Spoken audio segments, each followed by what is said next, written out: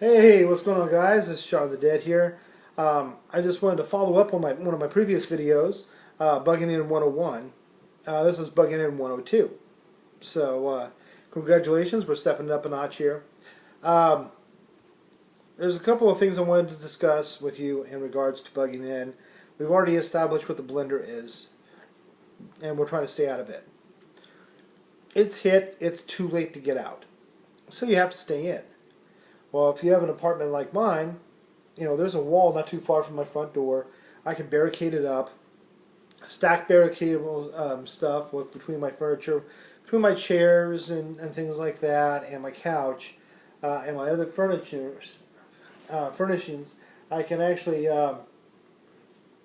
not only barricade the door and just at the base of the door, I can actually pile stuff on top of it and create a line across that should be able to stop the door from breaking in over the top, and should be able to stop anything from crawling in over the top of that. And that's if they're focused on the door. Now, the main thing with barricading your door in is if we're dealing with a zombie, which is what we're dealing with here, is a zombie. Why are they focused on a door? Is there residual memory there? Do they realize that that's an entry point? Are they seeing people going in and out of these things that look like that, and they know they're supposed to move because they're animal smart?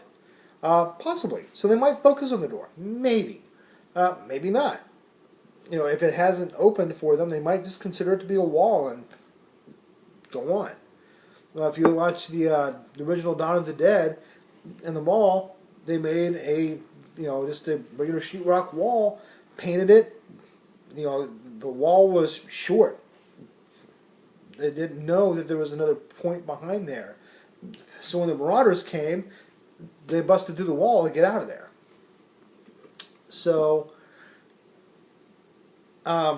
zombies might perceive a door as a wall. So you might only be looking at a person trying to gain quick entrance into a place. And if that's the situation, a couple of three shoulder butts, they're not going to want to draw that kind of attention to themselves.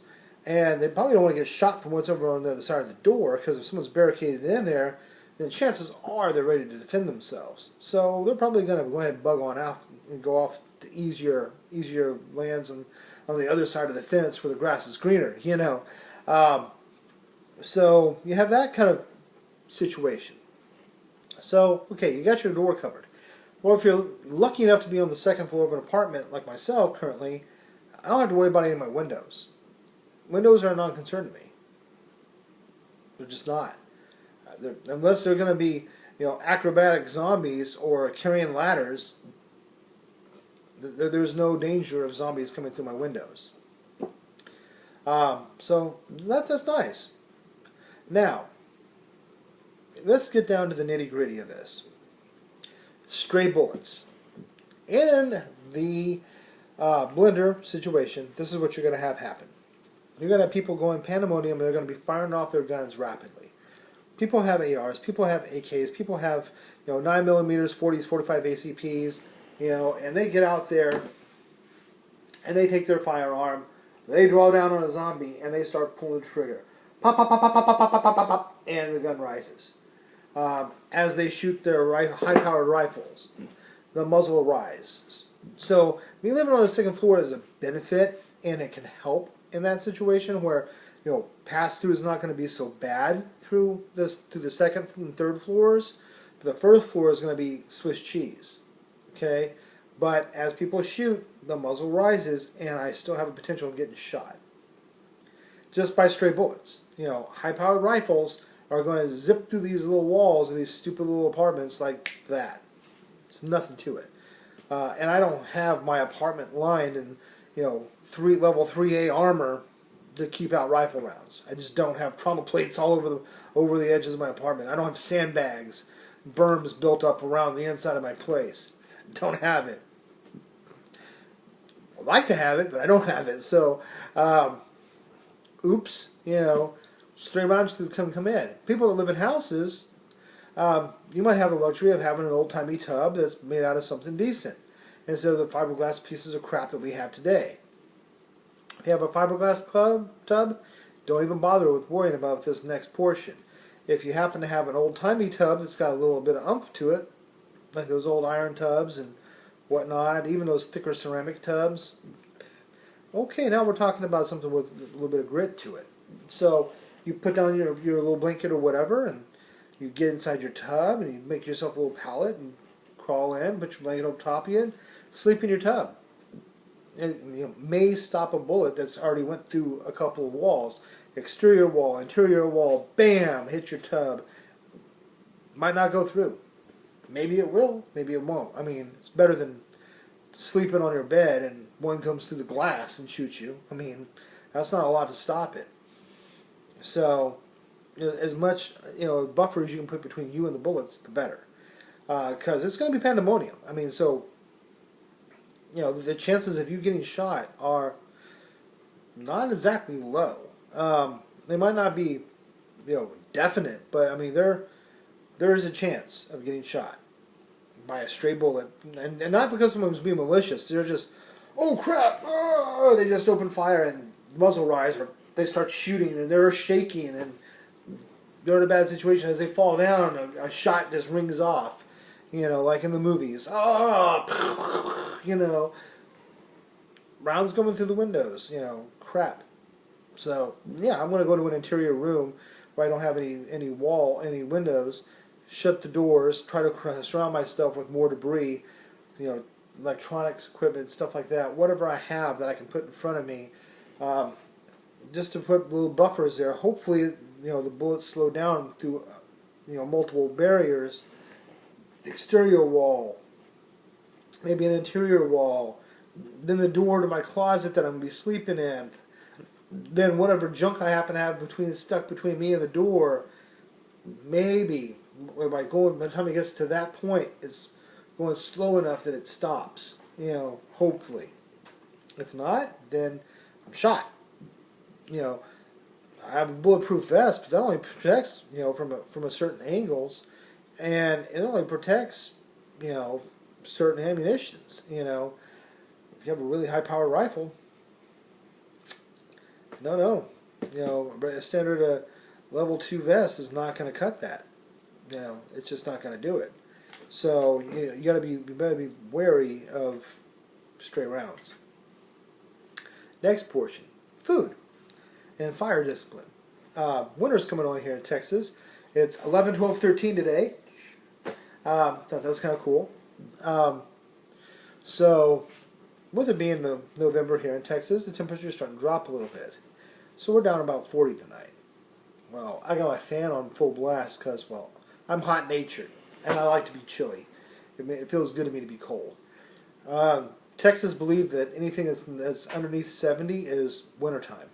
So everyone's all bundled up, and I'm like, you guys are crazy. So Texans can't handle the chill pretty well. So they're going to be lighting fires. Well, that's freaking Indian smoke signals, dude. You got smoke billowing out of your fireplace. You're going to smell the smoke. They're going to see flickers of light through your window. Smell your food cooking. Not just zombies, but marauders. Or just people that are desperate. They just want refuge or something. And if they're not offered refuge, they might get, spastic. I mean, they might not mean to be violent, but they might, become so desperate that they really try to force themselves into your house. And unless you're ready to really defend yourself, violently, you might have an unwitting guest. And I know some of you out there are like, they'll get shot, and that's fine. I'd shoot them too, trying to come in my house without permission. Castle law, in my mind, is still in effect. My home is my castle. You come in without permission, I shoot you, period. I don't care who you are. Just kind of how it rolls. Now, if you don't have fire discipline, you're burning your fuel and you're doing your thing. Okay, well, fine. Say that they don't see the light, they don't see the smoke, they don't smell the smoke, they don't smell food. You're keeping warm, you're boiling your water, and everything's hunky-dory until you run out of fuel source. Oh no, what are you going to do then? Now it's freaking drop below zero. What am I going to do? Now it really is cold, and I do need heat. Now what? Oops. Should have thought about that before you burned everything in your house. It's not like you can go out and start chopping trees. So, you gotta conserve your fuel for your fireplaces on top of having discipline. Now, one way to do this is, of course, bundle up, snuggle together, keep everything in one room of your house, so that way that room stays very, very warm. I remember whenever I was younger, and I lived in a little trailer, and I happened to, of course, be broke because I was young and living on my own, and I had no propane from my gas heat. And we're talking snow this deep on the ground, we're talking sub-zero temperature, and a drafty trailer that was probably built whenever I was born, back in the 70s. And I'm in my 20s, and I'm got little beer caps on the little knobs of this old school trailer. So as you walk through the walls walk through the halls of this place, all those little buttons, this beer caps. So yeah, it was in my 20s for sure, and it was definitely a single 20 dude's house. Well, what I did is I barricaded off my living room, and so I had my kitchen and my living room area. I barricaded off the back bedroom, where was my bedroom. There was a secondary bedroom, and there was a bathroom. So I barricaded all that off.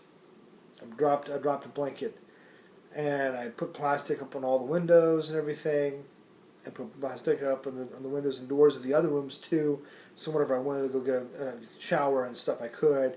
But I come back in there, and I had like a little electric heater, and I turned that on and kind of warm up the place a little bit and keep it warm. And then the girl, obviously, at the time, she'd come over, whatever, hang out and visit, and we're just kind of snuggled up underneath the blanket, staying warm. And body heat, staying warm in the two big rooms, wasn't a lot of heat. But if you barricade yourself into just a bedroom, and there's more than just yourself, if it's you and a loved one in there, or you and a roommate in there, you got 2 or 3 blankets over you, and you get some heat going on. You get up, start doing some calisthenics, heat up the room a little bit. You'll be surprised how ambient heat will warm up the room. Which brings me to my next thing. Always sleep with your MREs, your canned goods, bottles of water that you want to use for food prep. Put those inside your sleeping bag or inside your bedroll with you to keep your body on them, to heat them up as much as possible. Your ambient body heat will raise the temperature of stuff enough to, at least make things not cold. So if you're eating canned good right out of the can, like I've showed you before in some of my previous videos, it's not cold, but it's not warm, and even in the summertime, I got my air conditioner on, so my ambient temperature in my house is, cooler than my body temperature in the 90s, And so unless I have my apartment at 90, which ain't gonna happen, I'll be eating food that's going to be much colder than I am, so it's going to seem cold. So I want to get my food as close to my body temperature as possible, so I feel like I'm eating at least appropriate temperatured food, maybe even slightly warm. And you can do the same thing with your water, and then soak your Ziploc bag of ramen noodles or whatever against you, and hold on to it as you're just sitting around doing nothing. Just snuggle up to it, get it all warm, then open it up and eat it. So, just food for thought. Please, as always, don't forget, subscribe if you haven't already. Thumbs up, thumbs down. Appreciate your comments. If you have questions, or if you have other thoughts, or if there's something else you'd like to know about, don't forget. Throw all that information out there. But always be respectful and always stay on topic. Thanks, guys.